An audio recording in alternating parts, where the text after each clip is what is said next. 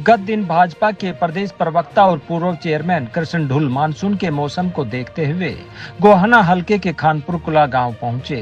इस दौरान उनके सामने ग्रामीणों द्वारा जल भराव को लेकर अपनी पीड़ा रखी गई, जिसका कृष्ण ढुल ने मौके पर ही संज्ञान लेते हुए एसडीएम गोहाना को बुलाया और जल्द से जल्द ग्रामीणों की समस्याओं का समाधान करने की बात कही।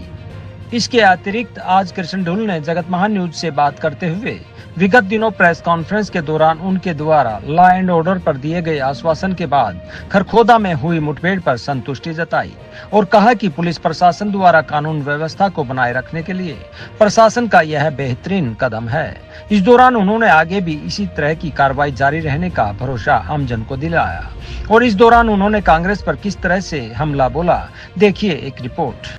नमस्कार साथियों, आप देख रहे हैं जगत महान न्यूज़ और मैं हूं आपके साथ तेजवीर सिंह। साथियों, हमारे साथ मौजूद हैं भाजपा के प्रदेश प्रवक्ता कृष्ण ढुल जी, एक बदलती परिस्थितियों के बीच, क्योंकि कल एक ऐसी घटना घटी है जिसमें खरखोदा में कुछ बदमाशों का एनकाउंटर किया गया है। जिस प्रकार से कृष्ण ढुल ने कुछ दिनों पहले एक प्रेस कॉन्फ्रेंस के माध्यम से ये कहते हुए बदमाशों को चेताया था कि अब वो या तो बदमाशी छोड़ दें और या फिर हरियाणा छोड़ दें, नहीं तो पुलिस पूरी कार्रवाई करेगी।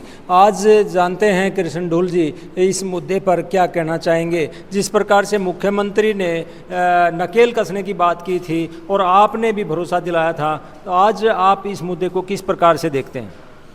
देखिए तेजवीर जी, मैंने उस दिन भी कहा था और मैं आज फिर कहता हूं, और आपके इस जगत महान चैनल के माध्यम से जो व्यूअर्स हरियाणा में देख रहे हैं उनको और जो लोग गोहाना में देख रहे हैं उनको, कि हरियाणा के 3 करोड़ लोगों के लिए और गोहाना की जो हमारी जनता है, गोहाना विधानसभा के जो हमारे शहर के जो व्यापारी भाई हैं, उन सब की चिंता करने के लिए भारतीय जनता पार्टी की सरकार और गोहाना में भारतीय जनता पार्टी का ये कार्यकर्ता कृष्ण ढुल उनकी मदद के लिए, उनकी सेवा के लिए तैयार बैठा है।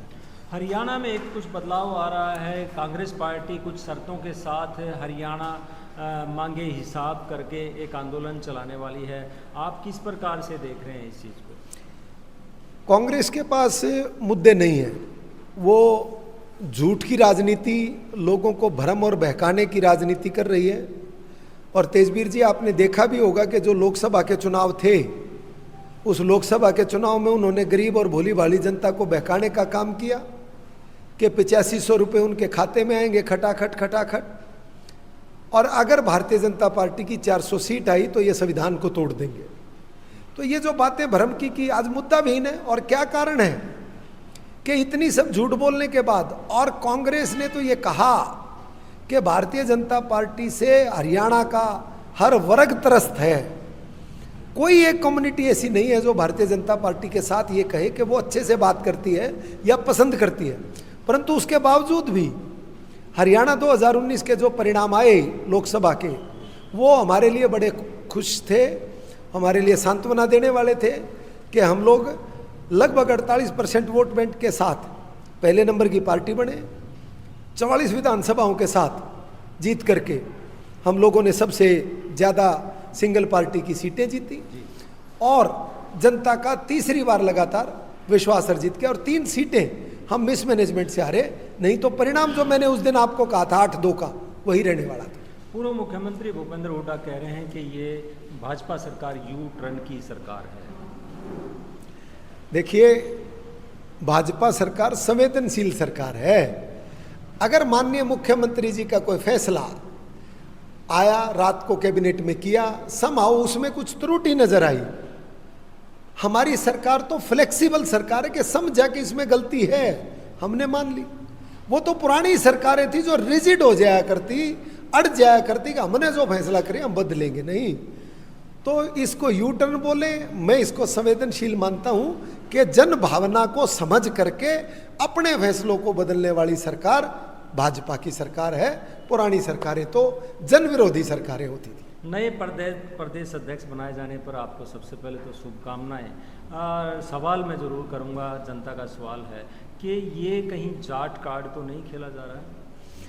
देखिए तेजवीर जी, बार बार मैं जिस कम्युनिटी से आता हूँ उस कम्युनिटी पर ये आरोप लगाया जाता है कि जाट समाज ने वोट नहीं दिया, या एक भ्रम की स्थिति में जाट समाज रहता है कि भारतीय जनता पार्टी व्यापारियों की पार्टी है। परंतु मैंने हर बार बहुत बार चैनल पर आकर के अलग अलग खुलासे किए हैं, संख्या बताई है कि कितने भारतीय जनता पार्टी ने जाट एमएलए लड़ाए, कितने भारतीय जनता पार्टी के 10 वर्ष के शासनकाल में जाट अधिकारी डीसी रहे, एसपी रहे, आईजी रहे, मतलब अलग अलग बातें हैं। परंतु मोहनलाल बड़ोली जी को जब हमने प्रदेश अध्यक्ष बनाया तो विपक्ष कुछ तो बोलेगा ना। आप ये कहलवा दो कांग्रेस को, तेजवीर जी, मैं एक ही बात कहता हूं, आप चुनाव में भी 70 दिन है, आप शैलजा जी की, रणदीप सुरजेवाला जी की और भूपेंद्र सिंह हुड्डा की एक सिंगल प्रेस कॉन्फ्रेंस करवा दो तो भी जनता को यह पता चल जाएगा कि कांग्रेस में एक का है। आज उदय भान जी और भूपेंद्र सिंह हुड्डा जी अलग प्रेस कॉन्फ्रेंस करेंगे, शैलजा जी और रणदीप सुरजेवाला जी अलग करेंगे। एसआर के ग्रुप टूट गया है। कुछ और जो मैंने पिछले दिनों भी आपको बताया था, 1-2 कांग्रेस की बड़ी विकेट गिरने वाली है, वो भी मैं आपको जिस दिन विकेट गिरेगी तो आपके साथ इंटरव्यू देते करूंगा खुलासा कि ये देखो ये 2 लोग हरा गए हैं। और चुनाव से पहले जो भगदड़ कांग्रेस में मचने वाली है वो तेजवीर जी हरियाणा प्रदेश की जनता को बिल्कुल हैरान कर देगी कि इतना बड़ा डैमेज कांग्रेस में हो रहा है। बहुत कुछ बदलने वाला है अगले 60 दिनों। लेकिन विपक्ष तो आरोप लगा ही रहा है ना, ईडी और सीबीआई के दबाव में जो है ये बदलाव किए जा रहे हैं, ये लोग पार्टी बदल रहे हैं। अगर कांग्रेस का ये मानना है कि ईडी और सीबीआई के दबाव में ये चीजें होती हैं तो उन्होंने अपने 60 वर्षों के 70 वर्ष के शासन में जरूर करी हो। अगर वो इस बात को मानते तो उनको ये स्वीकार करना चाहिए कि हाँ, हम भी ईडी और सीबीआई का दुरुपयोग करते थे, और अगर ये स्वायत्त संस्थाएं दुरुपयोग का शिकार होती हैं और उन्होंने 60 वर्षों से किया है तो हम कर रहे हैं तो क्या गलत है? या तो वो इस बात पे क्लीन चिट दें कि हमने सीबीआई और ईडी का कभी दुरुपयोग नहीं किया और ये संस्थाएं ऐसी संस्थाएं हैं जो स्वयं काम करती हैं, और अगर ये संस्थाएं सरकार के दबाव में काम करती हैं और इस प्रकार की एक परिपाटी बनी हुई है तो अगर ये हमारे लिए काम कर रही है तो इसमें उनको परेशानी क्यों, हैरानी क्यों? ये दोगली बात ना करें। या तो वो ये बताएं कि सत्य है या ये बताएं कि संस्था सरकार के साथ चलती है। अगर वो ऐसा चल रही है दोनों चीजों में तो भारतीय जनता पार्टी के साथ भी वो ऐसा ही ट्रीटमेंट हो रहा है जैसा विगत 60 वर्षों में उनके शासनकाल में हुआ। मोहनलाल बड़ोली जी के प्रदेश अध्यक्ष बनने के बाद अब सोनीपत में भी सुगबुगाहट शुरू हो गई है। 3 सीटें जाटों के लिए मांगी जा रही हैं, आप क्या कहें?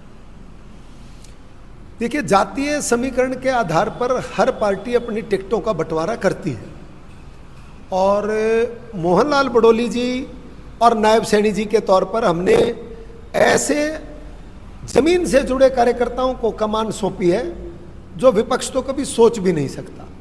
क्या कांग्रेस कभी ऐसा कर सकती है कि एक ऐसा आदमी जो चुनाव में अभी 20,000 वोट से हार गया, लोगों ने तो कहा हारे हुए आदमी को कमांड दे दी, हमने कहा हमारा 89 का कार्यकर्ता है, पार्टी, संगठन, रीति, नीति, सोच, विचार सबको आत्मसात करके पूरे प्रदेश को साथ लेकर के चलने की कला श्री मोहनलाल बड़ोली जी में है। और हरियाणा में नायब सैनी जी जब मुख्यमंत्री बने तो तब भी आरोप लगे कि हारे हुए आदमी को हमने मुख्यमंत्री बना दिया जिसने कोई जानता ही नहीं। भूपेंद्र सिंह हुड्डा जी कभी ये मन के सोच के 4 उप मुख्यमंत्री बनाने की बात तो कर देंगे, अलग अलग जाति की धर्म की, पर कहेगा नहीं कि मुख्यमंत्री तो मैं बनूंगा। उससे कदे भी पूछ लो, उसके मुंह से ये कहलवा दो कि हाँ शैलजा भी मुख्यमंत्री बन सकती है, भी बन सकती है, अभी नहीं कह सकते। एक चीज कहेंगे कि फैसला कौन करेगा, आला कमान। और आला कमान कौन है? भूपेंद्र सिंह हुड्डा ही, हरियाणा की कांग्रेस, हरियाणा की आला कमान, और सब कुछ हरियाणा में अगर कोई कांग्रेस है तो भूपेंद्र सिंह हुड्डा की है, जो बहुत जल्दी ही छिन्न भिन्न होने जा रही है। ये जो एनकाउंटर हुआ है इसमें सूत्रों के हवाले से पता चलता है कि मातूराम हलवाई पे जो फायरिंग हुई थी उस मामले का भी अपराधी इसमें मारा गया है। और किस प्रकार से आप अब भरोसा दिलाएंगे गोहाना की जनता को कि जिस तरह से ये सफाया हुआ है आगे भी इसी तरीके से अपराधियों के ऊपर कार्रवाई की जाएगी? तेजवीर जी, शायद आप और मैं भी उस दिन इकट्ठे थे और शायद विद इन ए वीक, आज शनिवार है और मुझे लगता है लास्ट शनिवार को मैंने प्रेस कॉन्फ्रेंस की थी या इतवार था, जो भी है। उस दिन की उस प्रेस कॉन्फ्रेंस में भी मैंने बड़ी स्पष्टता के साथ कहा था कि गोहाना के व्यापारियों के बीच में और जो आतंकवाद या इस प्रकार की धमकी देते हैं, रंगदारी में लिप्त अपराधी हैं, उनके बीच में कृष्ण ढुल खड़ा है। मेरी माननीय मुख्यमंत्री जी से बात हुई, हमारे चीफ सेक्रेटरी से बात हुई, हमारे होम सेक्रेटरी से बात हुई, डीजीपी से बात हुई और सीपी साहब से बात हुई। नए सीपी आए, मैं उनसे मिलने गया वीरवार को, मेरी उनसे बात हुई और उन्होंने मुझे कमिट किया कि विद इन ए वीक में मैं आपको कुछ करके दिखाऊंगा। और मैंने ये कहा कि गोहाना में ही नहीं, पूरे हरियाणा में हमने अपराध मुक्त करना है।